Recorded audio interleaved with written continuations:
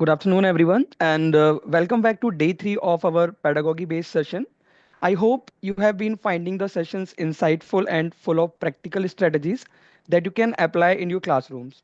Today, we are shifting our focus to an incredible topic, the power of narrative in education, exploring storytelling as a teaching strategy. Now, let me introduce our esteemed speaker for today's first session, Miss Benita Sen. Miss Sen is a journalist and author who trained as a postgraduate teacher in English and social sciences. As an author, ma'am has been writing exclusively for children and young adults for over 30 years. She firmly believes in the power of stories in everyday life and especially in education. Several of her stories have won contests and her stories have been selected for English textbooks. In a new endeavor, she has authored two EVS books based entirely on stories.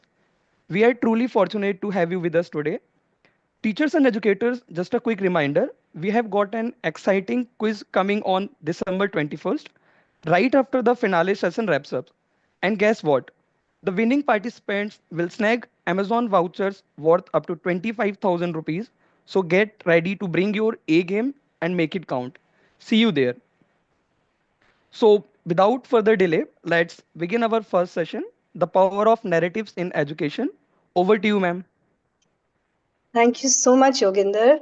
Namaste, everybody. Good afternoon, and thank you for joining us today. I guess many of you have had a work day, so I really appreciate your being with us. So I'll jump into it right away because 1 hour is not enough to discuss so much. But before we go further, I want to reiterate that I'm not here to teach anything or to bring in any new points. What I will be doing is to share my observations as a trained PGT, also a story writer, a storyteller, a resource person who uses stories even for, say, environmental workshops or value education workshops, and to share my thoughts on storytelling.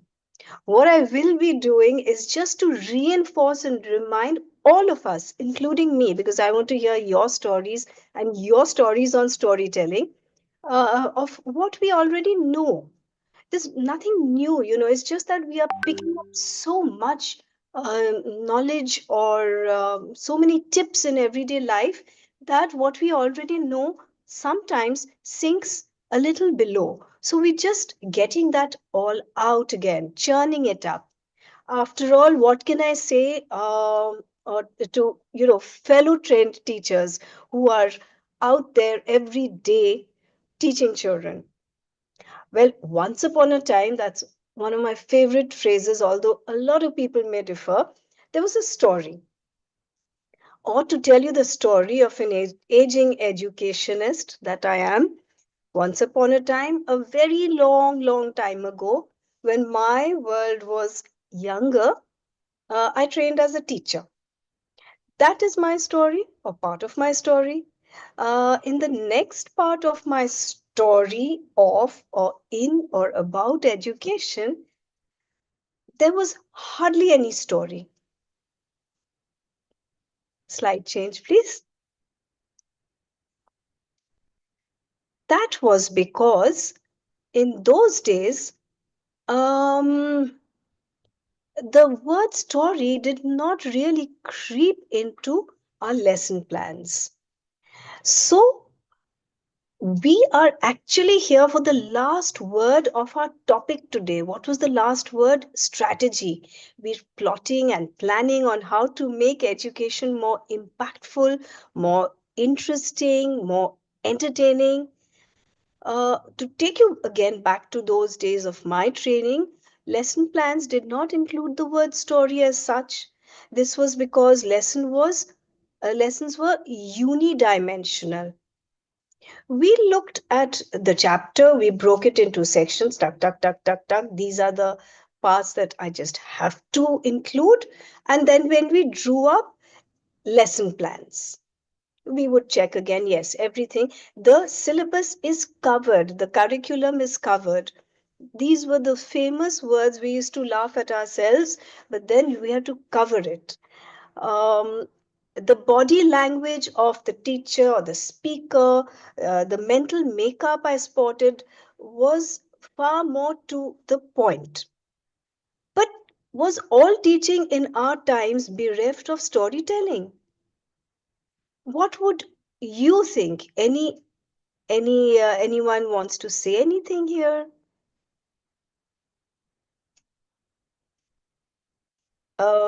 Yoginder, is there any hand that's gone up, or should I go on? Well, what did I start with? The words once upon a time. Those words to me are like a Pavlovian reflex. It would quieten the stormy ones in class. It draws attention when it rings the story bell. Ding dong, she's going to tell a story. Yes, those four words were like magic to us.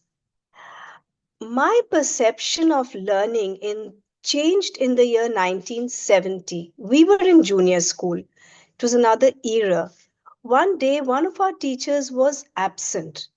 Now, we would officially be making paper boats. At least in our times, I don't know what happens now when teachers are absent, but in our time, it was the we would be given a make a stopgap class, and we could do anything we wanted while that teacher corrected her copybooks. So it was like teachers absent is going to be yay, one free period for us. But in strode a senior school teacher. She was a bit of a legend, although we didn't know that at that point of time. In the 1960s, she had studied in the UK and then she returned to Kolkata to teach her favorite subject. She was so passionate about history to school children. She walked in, although she was a senior school teacher, and she was like all energy. She smiled and then she says, "So, this is your history lesson." Her voice, the throw of her voice, we were like class three, grade three, we were agog. Those tiny little things. And here's this teacher who is larger than life. So she picked up the textbook. I still remember it was Down the Ages by Monica Felton. And she flipped through it and then she asked somebody, "What were you all doing yesterday? Which chapter?" Somebody said, Egypt. We went, groan, groan, groan. No more making paper books, boats today. Back we go to studies. So, what's the point if teacher is absent and we have to study? Life is so unfair.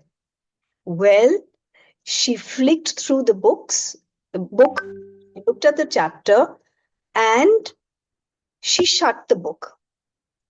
Then she said, Pharaoh, mummy, pyramid. Okay, we knew that Egypt would deal with this. She said this in a very soft voice and then she just took off. This she was Chanda Bose, whom we very cheekily later, when we were in high school, we nicknamed her CB. And we thought we were very smart. CB ka class hai. She launched off on a story. Egypt came alive as the Pharaoh ordered slaves to make a pyramid, and the slaves labored on, dragging those stones. Difficult words like hieroglyphic were simplified. How? She knew the subject thoroughly. So, like all trained teachers do, we so she told us the story of the word hieroglyphic. Short stories. It's not that she's spending too much time. She said it came from two Greek words, heroes, which means sacred, and glyph, which means carving. And it stayed on in my head for all these years. I may have forgotten that exact pronunciation, but see, I still remember it. She made sure their spellings were learned right there. While she was telling the story, She was also looking at the spellings, and the chapter was completed in one smooth lesson. Done. Before the bell rang, the Pharaoh's pyramid had been made, and some of the slaves, of course, had met a very sad end. We knew so much about the significance of cats in Egyptian life. We knew so many other things through her story. My interest, I can't speak about the rest of the class, but my interest in history was kindled for life. Even today, when I see a monument, I wonder, when was this made? Who made it? Did they put it together by hand? Or did they use machines of some sort? You see, that is how she kindled my love of history. One teacher, one chapter, one day. She wasn't even an art teacher. Now, she did use body language, she did use her knowledge, but what she did was to the approach. She approached it like a story. Her method of teaching for those days was truly unconventional. She didn't read from the textbook because she knew that by heart. No explaining paragraphs. In those days we would go para by para. Maybe one of us would raise our hands and say, Miss, I'll read next, and then that para would be explained. None of that. She just encapsulated the whole chapter into a story, and Egypt came alive for us. uh, an entire civilization was there in front of us.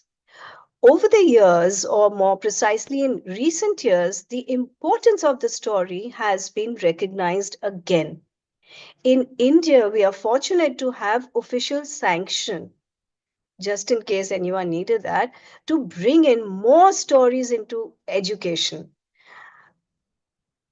Now, there's going to be a video. I think Yoginder will try and play it for you. And at 2 minutes, see what he says about experiential learning and about stories.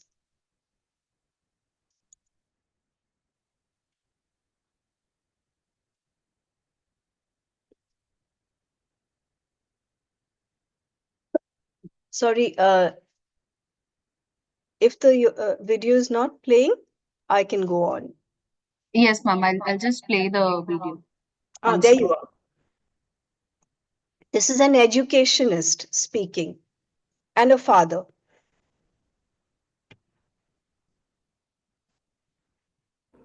You know, I'm a big believer in project based learning and inquiry based learning and design thinking, but there's something special about story driven learning.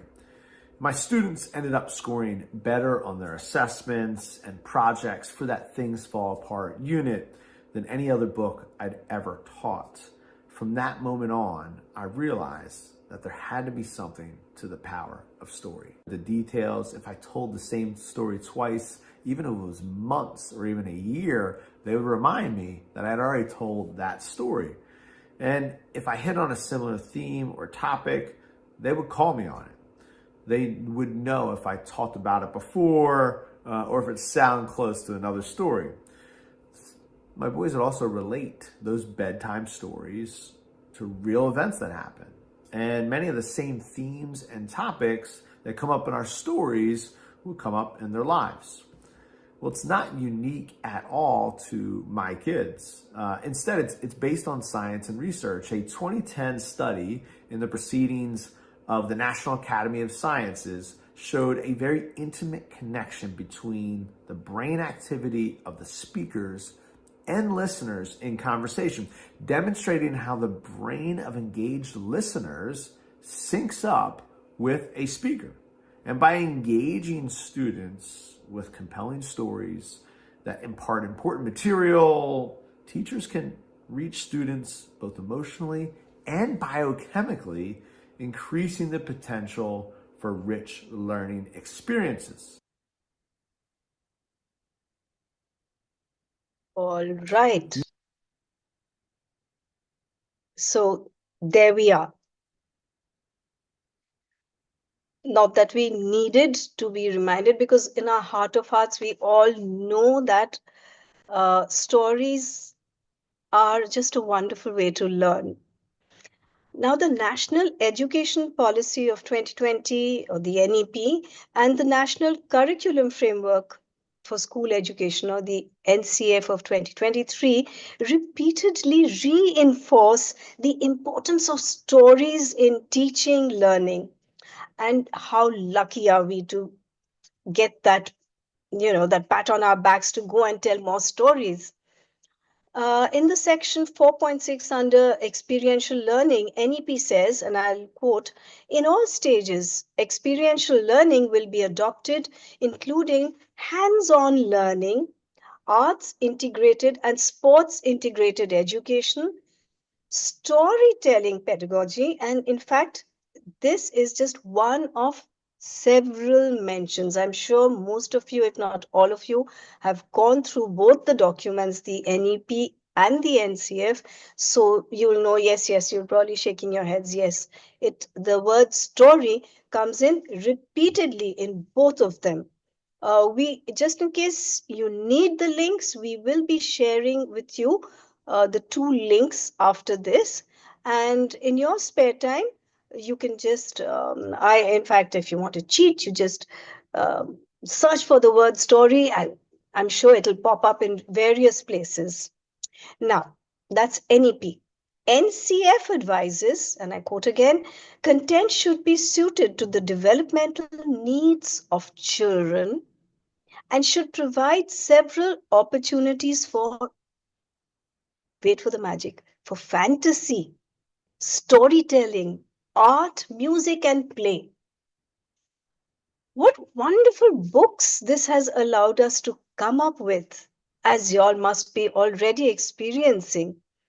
This link also we will be sharing with you later. There is apprehension yet among some teachers. I wonder why.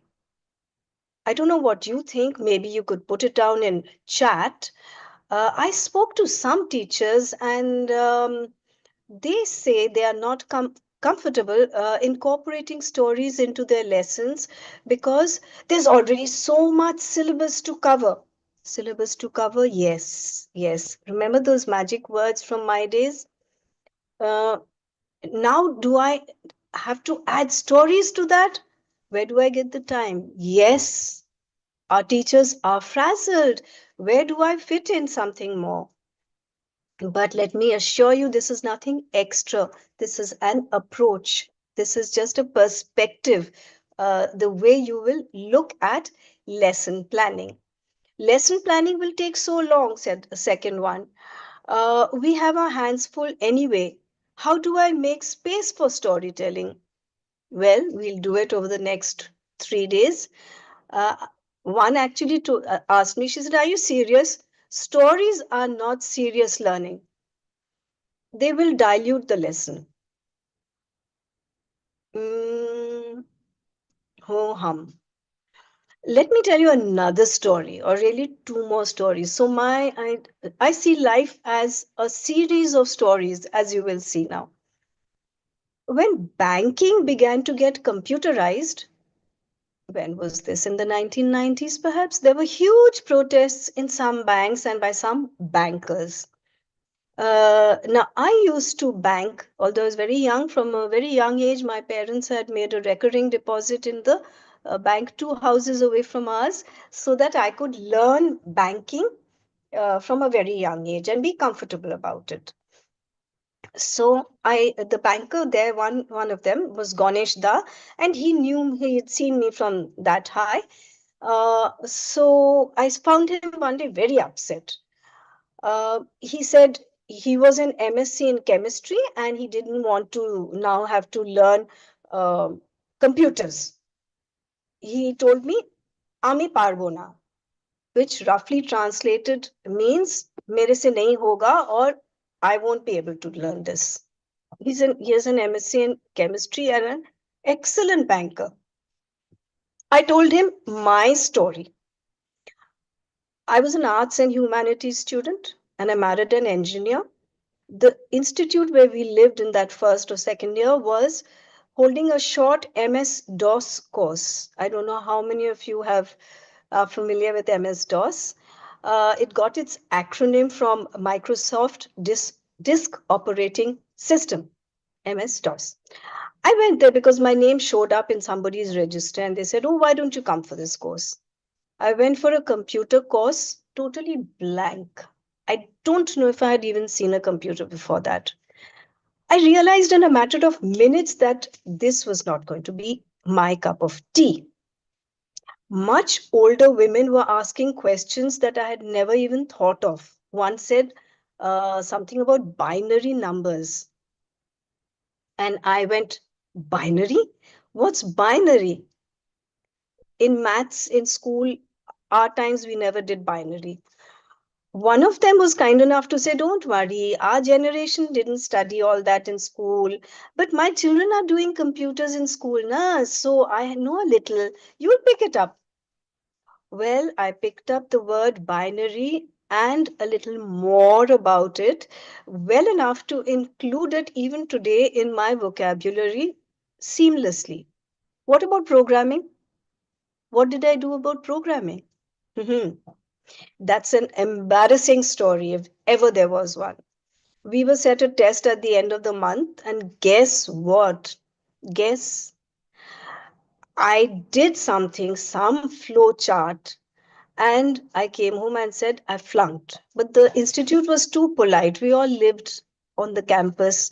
So to it was a real ouch moment, but they called me and said, "Here's your certificate, you've passed." I was sure that I hadn't, and I was sure that computers were not my cup of tea, coffee, not my glass of lassi, whatever.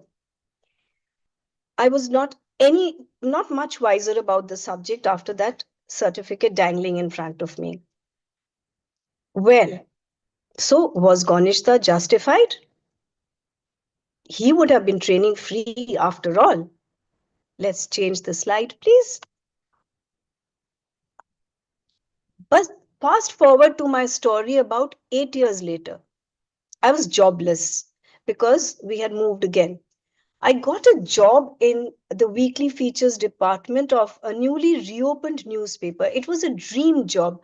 I was going to be planning, designing, executing the children's and the teenagers' pages. I had asked for it. They asked me to do a lesson plan, not a lesson plan, to do a page plan. I did it in a physical piece of paper, showed it to them with illustrations. They said, "You're on." Once they said, "You're on," they said, "but there's a huge catch. We are going computerized." We, the journos, would have to use the computer to make our own pages. This was in the early 1990s, and MS-DOS floated in front of my desperate eyes. There goes my job.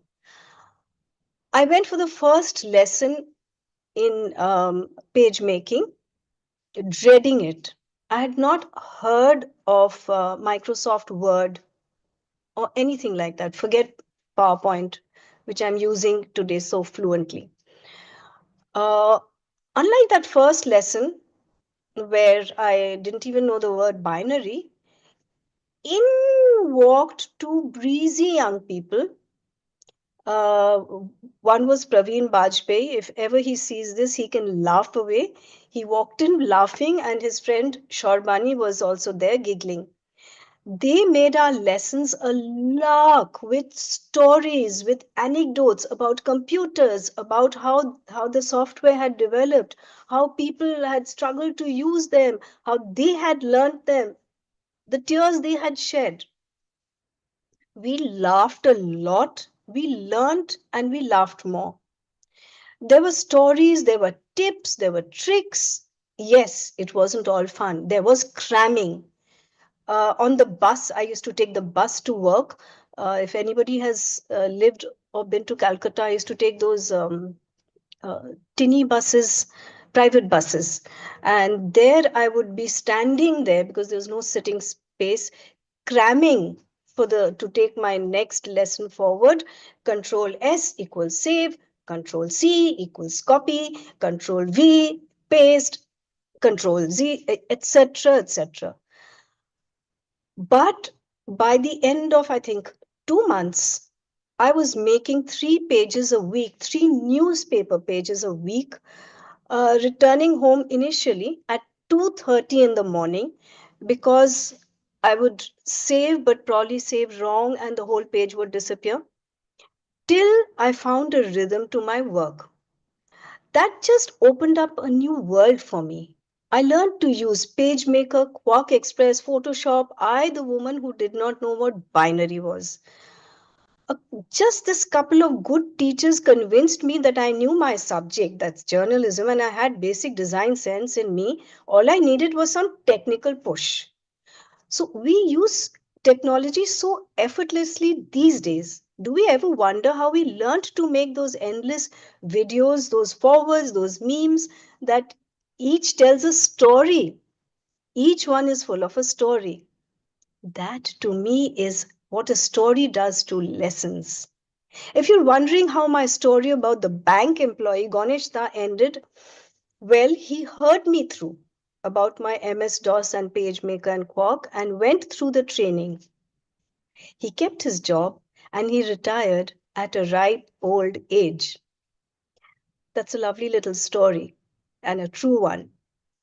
To all of us who are a little wary of changing teaching technique, I can only say he knew that you never stop learning because life never stops teaching you.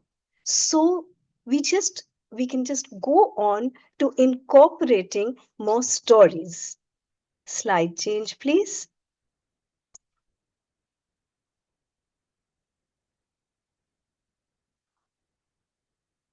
Okay, so you're convinced that you will improve lessons with stories.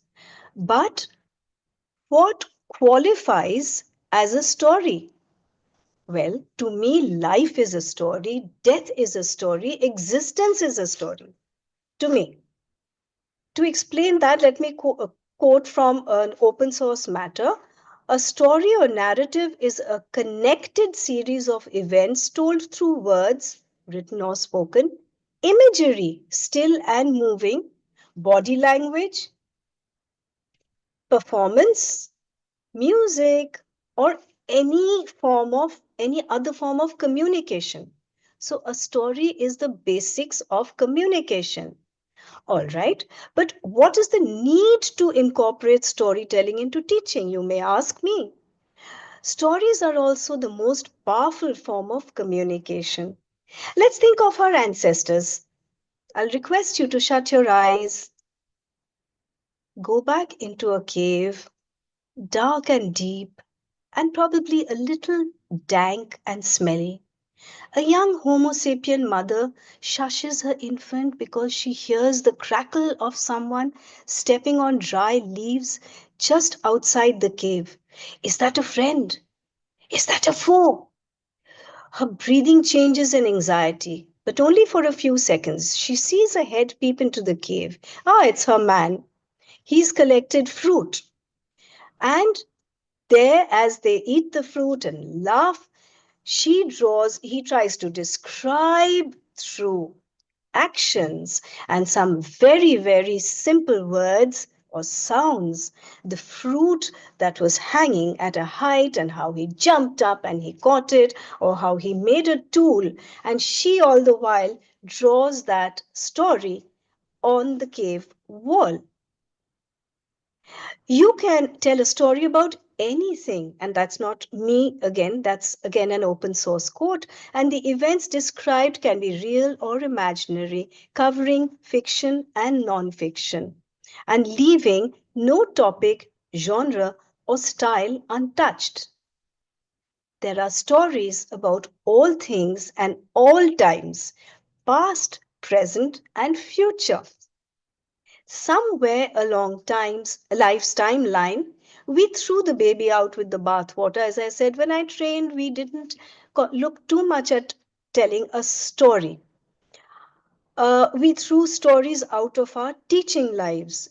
We threw out some imagination. We threw out a little bit of voice tonality, physical action, repetition.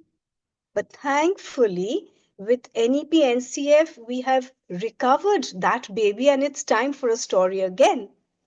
It's quite okay if you act it out in class again.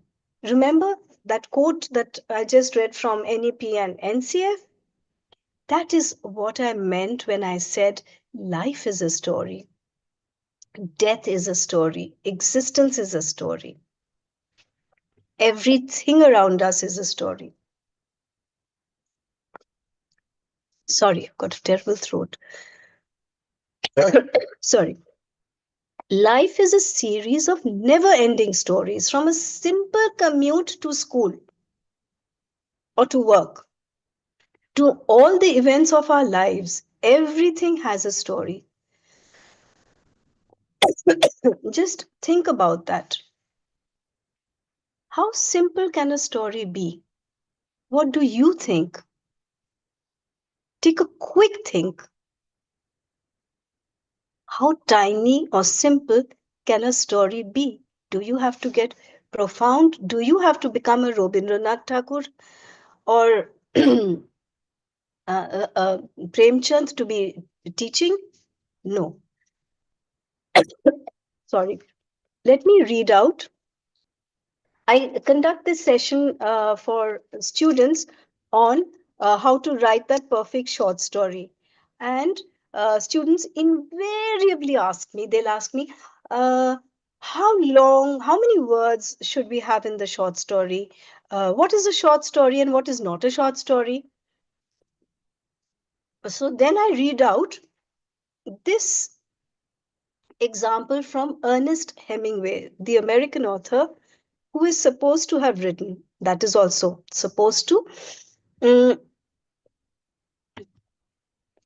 for sale, baby shoes never worn. This is supposed to be the shortest short story in the world, 6 words. For sale, baby shoes never worn. There is so much that is said in this story, and that is so much more that has been left unsaid, unspoken. My students come up with various interpretations. I myself have looked for an answer to this online and found none. And I keep wondering, why were those shoes never worn? You might also be plagued by this, but see, that is a story. As such, stories are of great value to human culture. Again, I'm quoting, and are some of the oldest, most important parts of life. Aside from being a part of every single type of literature, stories are at the foundation of creativity. Importance of stories. Stories are, have been, and always will be an absolutely essential part of human culture. Well, slide change, please.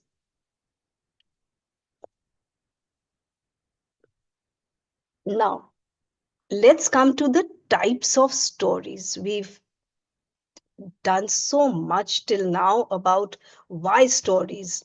Now, what is a story? The range of types of stories is pretty much endless. So, for that reason, we divide stories into two broad categories. This is all, as I told you, you know it all. We're just revising and churning what we already know. There's fiction and non-fiction. Within each, there are a huge number of possibilities in terms of subject matter, genre, type of delivery, approach, oral, written, performed, uh, drawn, painted, filmed, narrative style, and so on. I mean, where do you begin a story? Do you begin it at the beginning or do you begin it at the end and then work back? There's so many approaches. Fiction stories are based on, of course, made up or imaginary events. These are There are dozens upon dozens of types of fiction stories, including but not all limited to fairy tales, folklore, mythology, legends. Don't we love them all?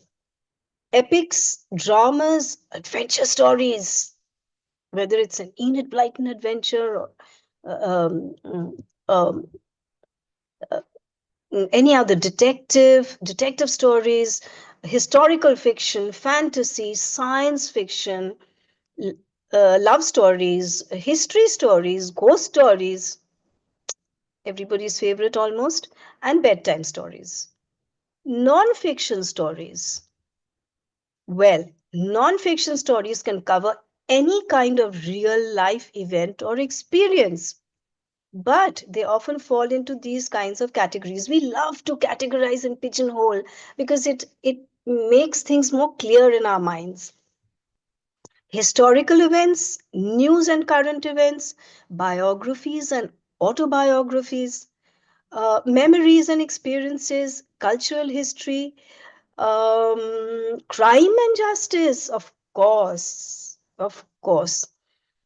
Science, love, family, travel stories, survivor stories, war stories. So it's a pretty exhaustive list of what stories you can use.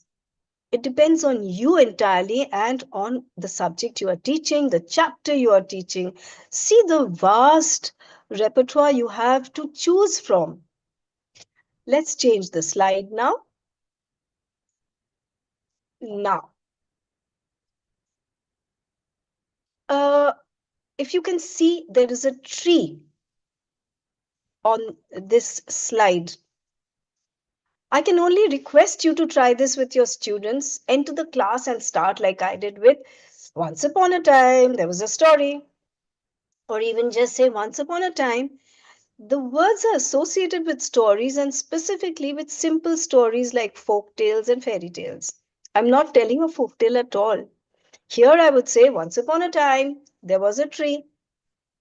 The association of these words with childlike charm, simplicity, and magic. That's the magic we are trying to bring into our classrooms. Because don't we all need a little of that magic? Some educationists suggest using any story to start or end any lesson is fine in any subject. So if you're teaching, say, physics, you could just start with a story on what? History? And then come on to, because you want to grab the listener's attention with that story. And then you come to your physics subject. I see each story as an opportunity to make a lesson more interesting and impactful. So I would rather look, now that's where the search comes in, a little bit of preparation, look for a story related to the chapter that I will be teaching. It's fun for me also, because that story is itself like a second teacher. It's like a friend I have who takes over and says, okay, Benita, you can just sit back. You can just tell the story. I mean, I am the story and I will be teaching a part of your lesson for you. Take physics. How many stories can you come up with to teach physics? Okay. Now, say we are doing the chapter on gravity. The story of Isaac Newton sitting under an apple tree and wondering, why did that apple fall down? Couldn't it have fallen up? I mean, couldn't it have gone up, flown up, whatever? You see, if you want to carry that story further, you could add this picture of this apple tree. Uh, Friends, believe it or not, this apple tree tells the story of Newton. I believe, to the best of my knowledge, this is the original apple tree in Newton's home near Grantham, Lincolnshire, UK. The apple tree in question, then a member of the flower of Kent variety. Now, here you are integrating subjects. You're bringing in botany, uh, So NEP, NCF are also asking you to integrate wherever possible. It's a direct descendant of the original tree that stood in Newton's family garden in 1666. Despite being blown down by a storm in 1820, that historical apple tree regrew from its original roots, and this is it. Stories abound about Galileo, about Bose, about Faraday, Einstein, about Röntgen, and so many others. In fact, approach science through the scientist, the human element, and you will see so many stories waiting there to explain your chapter with. Uh, I remember a grand niece of Bose, Bose was one of my friends in school, and she told me about his prodigious memory. Apparently, he was studying for a test the next day, a Bangla test, and he was reading from a book, very famous book called Sahaj Path. He turned the last page and then he shut the book and he tore it up. And his mother said, "What have you done? Why did you tear the book? How will you take the test tomorrow?" So he assured her he remembered the whole book. And apparently he did. So he had a photographic memory. That would be a lovely way to approach Bose if you're teaching something about Bose in physics. Maybe we change the slide now, please. Now, what if you are teaching pronunciation and logic? A story is not always about words. As we just understood, a story could be about mime, it could be about facial, not about, but um, narrated through facial expression, or it could be body language, it could be art. You choose whatever you are comfortable with, whatever you believe will bring in the most punch. So we need to widen our scope and use memes. Our lives are full of memes. You know, I get these memes and I look at them and think, oh, this would go so well in an English class. Hmm. And then these forwards, we are eternally forwarding each other something or the other. Graphics and infographics. We are so fortunate to be backed up by so much now. They all work to divert attention on one hand from the bookish text, but also to hold the listener's attention.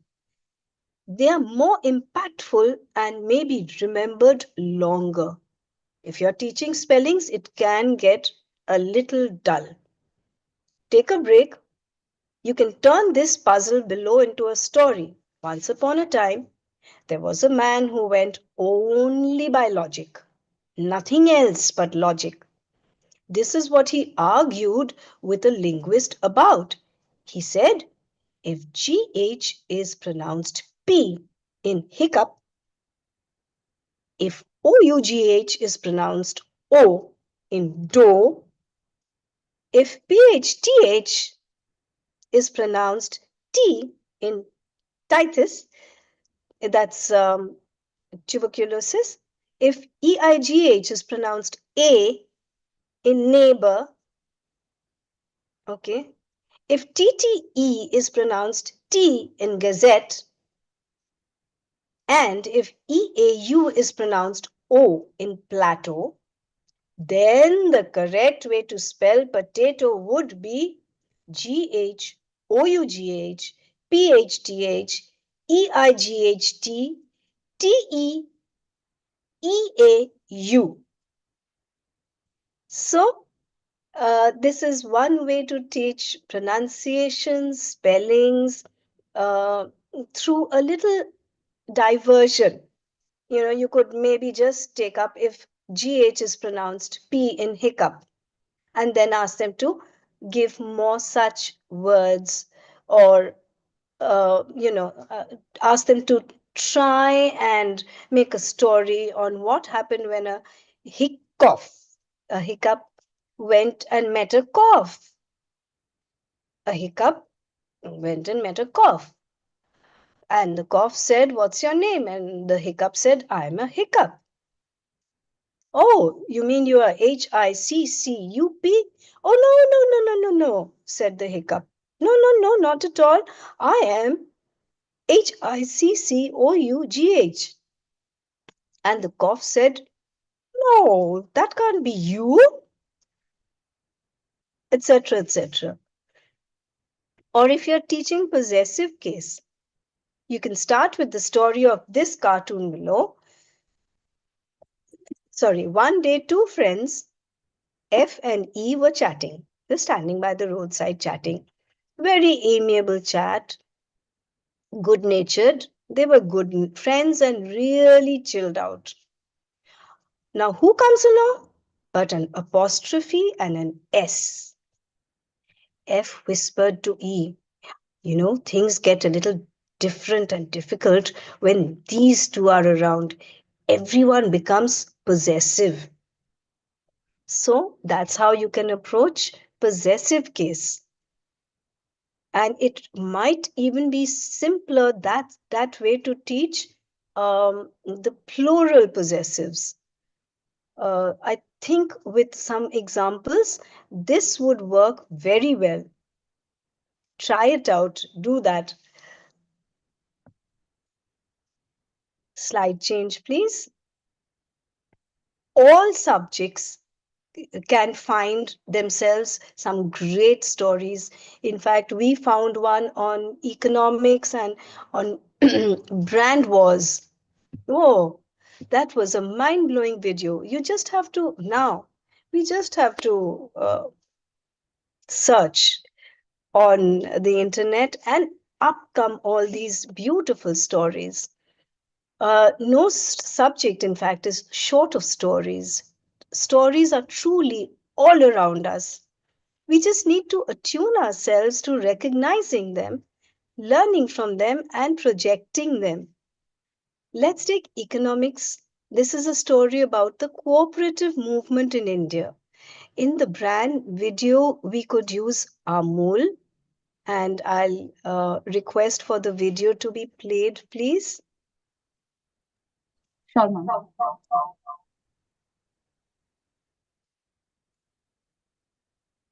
It's a video everybody. मेरो गाम काठा पाड़े जा दूध की नदियां बाहे जा कोयल डोको गाए मारे घर अंगना ना भूलो ना रे मारे घर अंगना ना भूलो ना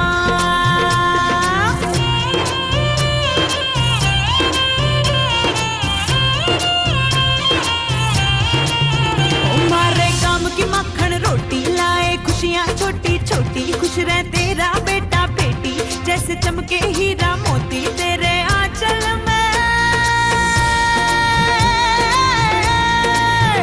तेरे चेहरे की ये लाली लाए मारे मन उजाली आंगन आंगन है खुशहाली मारे घर झांझर लक्ष्मी के बाजे मारे घर झांझर लक्ष्मी के बाजे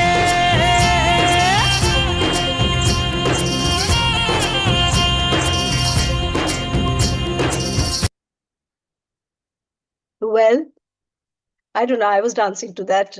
It's such a beautiful, beautiful song. It's a beautiful video, and of course, great brand promotion.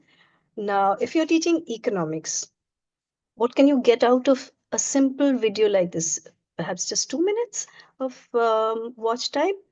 You can get the White Revolution in, how India's White Revolution happened. You can get in the story the vision of Mr. Kurian. You can get in the enterprise in Gujarat.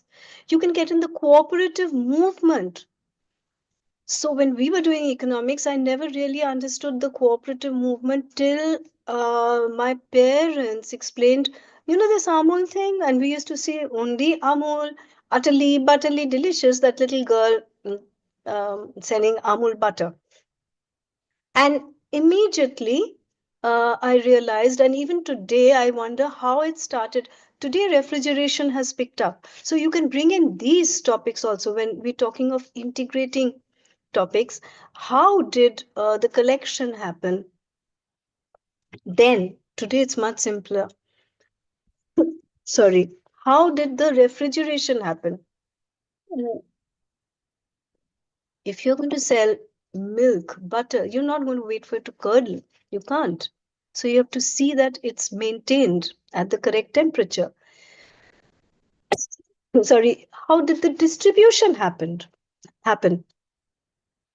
So you're discussing so many things. You can play act, you know, okay, this is the van reaching the village. From the village, it comes to the nearest town. From there, then it is made into butter. The butter goes from there, it's packed. Somebody has designed the package. So we are discussing so many different now. When you're discussing the design of the Amul butter package, you can discuss the ad campaign that went behind the girl. How did we? You, I'm sure most of us know that story. That's such a heartwarming story of how that girl came to stand for brand Amul and a healthy girl child. So it just goes on and on. One story, one video can generate and open the doors to so many more subjects. The thing is to just keep the mind open and to accept it. And in any case, in India, we are just so blessed to be full of stories everywhere. I'm sure you'll do a great job incorporating stories. Now, apart from economics, you can bring in EQ, you can bring in things like inclusion, how the villager gets, when the butter lands on your plate, that is a direct connection. I'm sure it struck many of us. Who made this butter? And it's videos like this that have made me wonder how many of the original participants, I mean, the participants here are the original members of Amul Cooperative. So there is just no end to what you can teach through one little video. You can talk about education, you can talk about every child in school and how Amul brought about a revolution. You can talk about DEI, diversity, equity, and inclusion, which is now, and very rightly so, such a major issue. But before we say goodbye, I know we are almost a little short of time, and I want to hear your stories at the end of it. I want to tell you the story of our biology teacher in class 10, I think 9 and 10. This was in the 1970s. This is my tribute to her because I never ever told her what a brilliant teacher she was. And she's no more, of course. So that's what I regret. My tribute to Mrs. L. Mukherjee, as we called her. She used to come into class. She was a, a really cuddly person, although we never ever dared cuddle teachers. I mean, teachers, no. So she was a motherly person who would come in, and I think even in those days, if my memory isn't really running away from me, she used to wear comfortable PT shoes with her saris in those days. A teacher is unforgettable for most of her students, and more so if she tells a few good stories.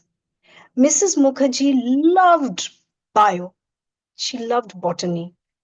So she was teaching us something about plants being alive, which we had done from class what, 5. Plants are living things. You go tuck tuck tuck tuck tuck tuck tuck tuck. Okay, plants do this, plants do that. Um, she said, uh, I have 2 sets of plants that are identical. So one set is in my room on my windowsill, one is in the garden just outside, the same conditions of sunlight at least and water. Mm, she says, if I have, say, a rose in my room, there'll be a rose just outside. And if I have a bougainvillea in my room, whatever, you get the gist. There'll be one outside, or a jade and a money plant, the same lot outside. She would water the plants in her room, and she would talk to them, and she would sing for them. And I remember when she said that, a lot of the girls in class giggled, but I was like, I always loved plants. I was like, really? I also talk to my plants. Oh, there's somebody else who does that, and that's a teacher. Wow. Uh, and she said, you know what? The plants in my room reward me. They are much healthier and happier than the same plants outside. So they respond, right? Now, uh, this is a story that I have never forgotten. Even when I've read the book, The Secret Life of Plants, uh, I've thought of Mrs. Mukherjee and how she kindled my life. My love for plants may not be kindled, but she fueled it further.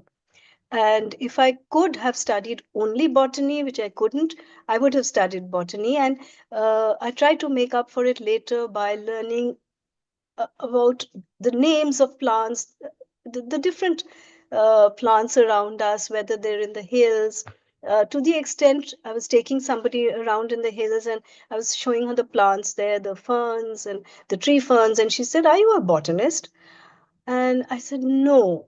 And I thought to myself, this is Mrs. Mukherjee. Thank you so much. Um, you know, your stories will become the stuff of family lore and legend. You will become the Chanda Bose and the El Mukherjee in hundreds of homes with your stories. So I wish you all the best. And if you're taking a class or two tomorrow, I hope you can try out the power of stories. It's over for now, and I'd love to hear your views. So, Akriti, Thank you so much, ma'am, for the wonderful and insightful session. Like we have learned a lot of things from this incredible session. So now, ma'am, we just want to hear from our audience. Participants, if you have any doubts, any queries, you can ask in the chat box. Benita, ma'am, will be answering your doubts and queries. Please drop down your queries in the chat box.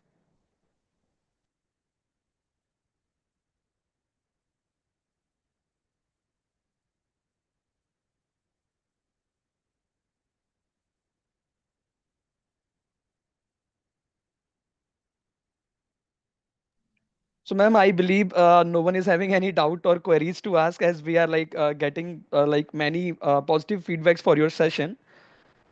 Thank you so much, ma'am, for this incredible and wonderful session. We like really have enjoyed this session and we have learned a lot of things.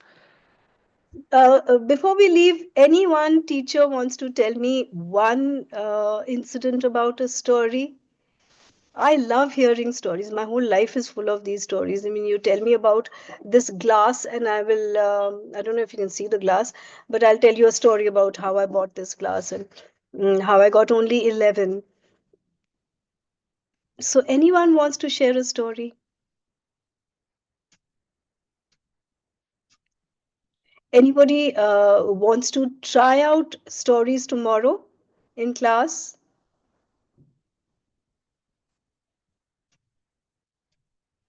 Any hands going up? I hope you. Yes, ma'am. Okay. Yes. Oh, lovely, Raghavi. Sure. Kalaivani.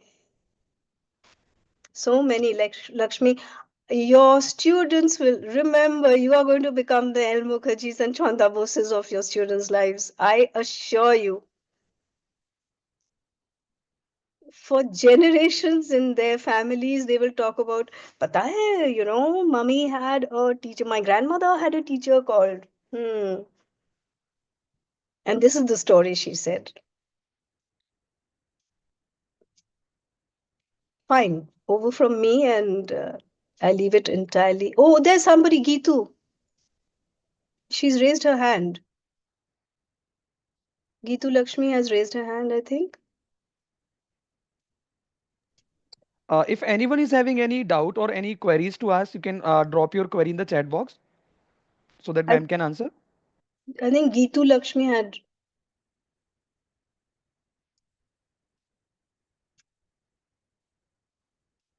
I'll be here another 2 days. We'll be discussing and thrashing out storytelling and stories. So, yeah, no doubt, because it's such a simple thing, but it had gone from our classrooms for a long time.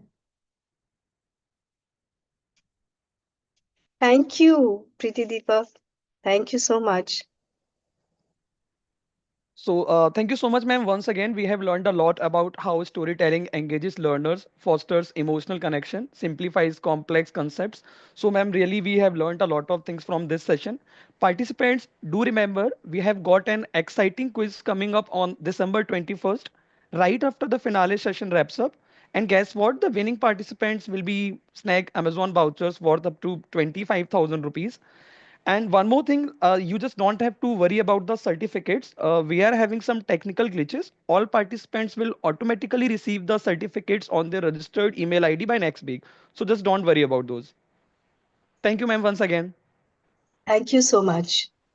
Thank you, everybody. Thanks for your time.